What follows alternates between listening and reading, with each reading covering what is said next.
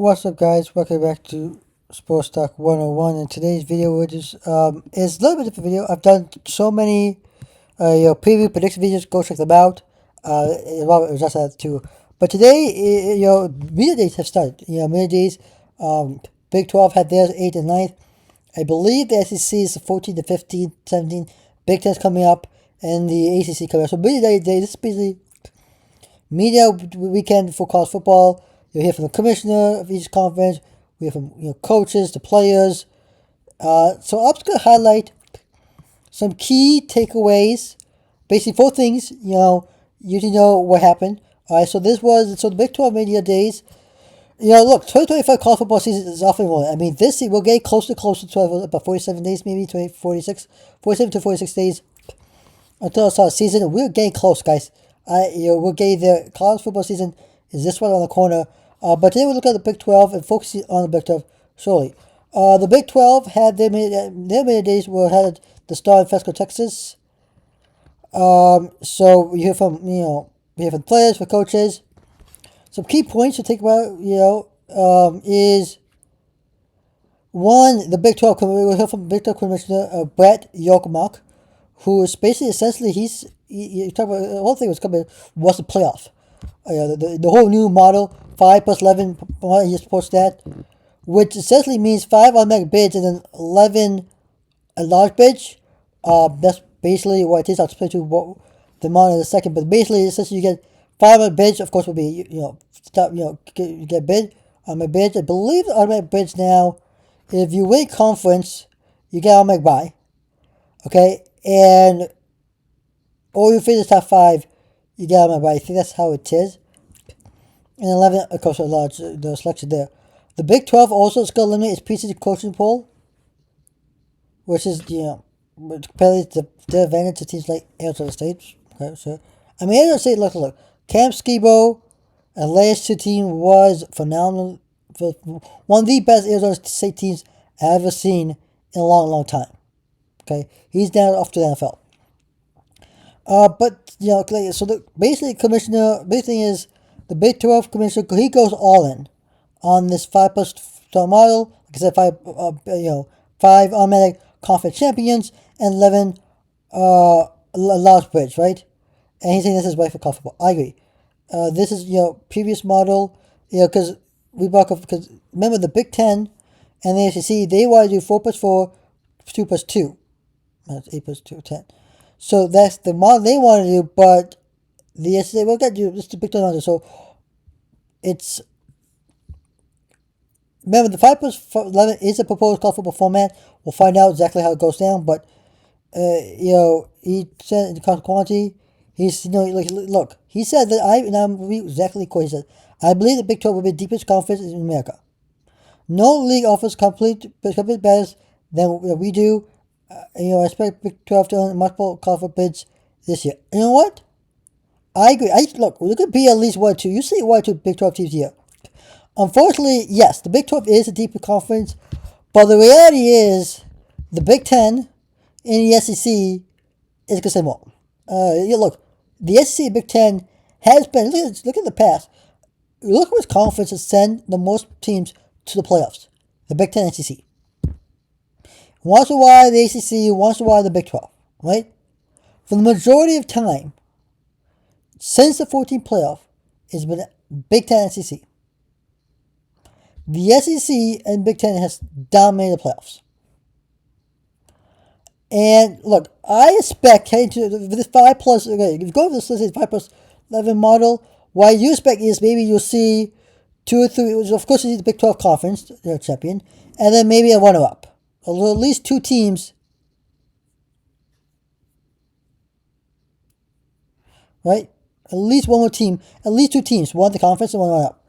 Same thing for the Big 10. Well, Big 10 is going to send. Of course, let's say for example, Colorado wins the Big 12 and Utah's the runner-up, for example. Okay, so of course, Colorado the champion. They get the win. They get the bye, right? Of course, we got to pay the first one. In the Big 10, let's say Oregon wins the Big 10, they will get the Big 10 bye. Let's say Michigan, Ohio State, Penn State, all finish, with some records. It's possible. I'm feeling that those three teams are going to make the playoffs.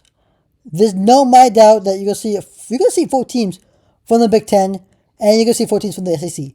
At least 3 or 4 teams from those two conferences in the playoff. It's just what it is. Let's say Clemson wins the ACC, they'll go, and let's say Miami's runner up, they'll go to the playoffs. For the SEC, let's say Georgia wins it, and Alabama, Texas are really good last year, and let's say, and LSU and Ole Miss are really good. Those 4 teams, they're in. And you said they won Big 12. That leaves, so that, ultimately 2 teams, right? Yeah. That leaves maybe a team like Notre Dame to get it, So that's how the playoff works. I think I did it right, but right. You talk about the preseason expectations hurt versus ASU last year. Remember the biggest story of last year in the Big 12 and all college football. Remember, Arizona State was picked last to finish last in the conference. You know what they did? They defeated odds. They go on to win the title, go on to the playoff, amazing playoff run, and losing to Texas, in overtime. But boy, that was a good. This team last year, Arizona State. I don't know if they will play that this year. We'll see.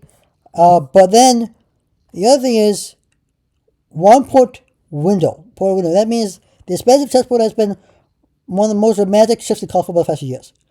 There's 2 windows. Remember, one in December and one in April.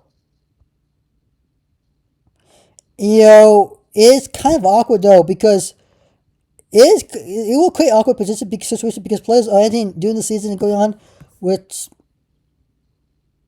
your coaches want to change. For example, number one thing we have to have is one Porter Kansas State coach Keelan. He said, he said we got to find the right time. There's a lot of argument when the right time is, but there got to be one window, got to be around the entire college football year. I agree. The college football, people also abuse the power of transport. Okay, you guys can, plus the whole COVID thing, we get an extra year. It's so weird. You guys like 7-year guys coming back for 8 year. Ken Rising, he's at Utah. Look, how many years playing? They're a Big 12 team now. What? 8? This means 8th or 9th year with Utah in NFL college football. This is ridiculous. Absolutely ridiculous.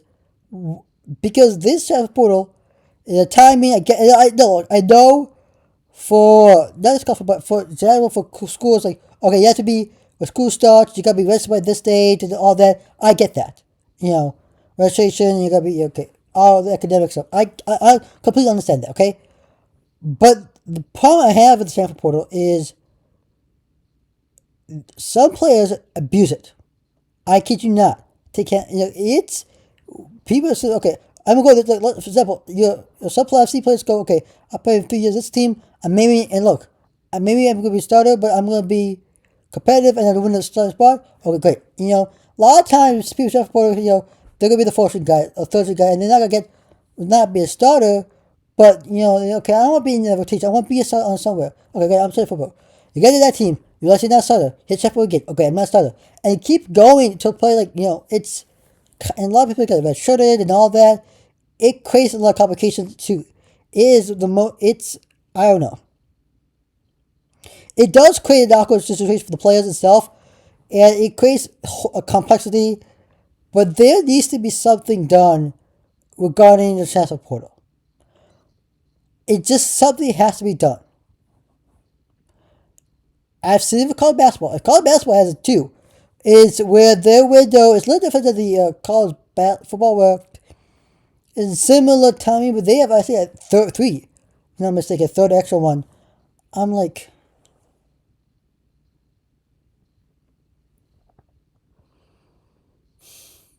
I don't know. But this, yeah, look, players, I get, COVID, using the transfer portal, COVID, I get those stuff. But players sometimes abuse this. I'm sure you guys agree with me, but it's just insane. Anyway, so my thoughts on the transfer portal, and also a little breakdown of why from the Big 12 essentially media today. So that all went down, in Texas, Fresco, Texas. So they have it. Media days, a recap right there. Like and subscribe, channel, hit the notification button up. I am Sports Talk 1. Next video. Peace.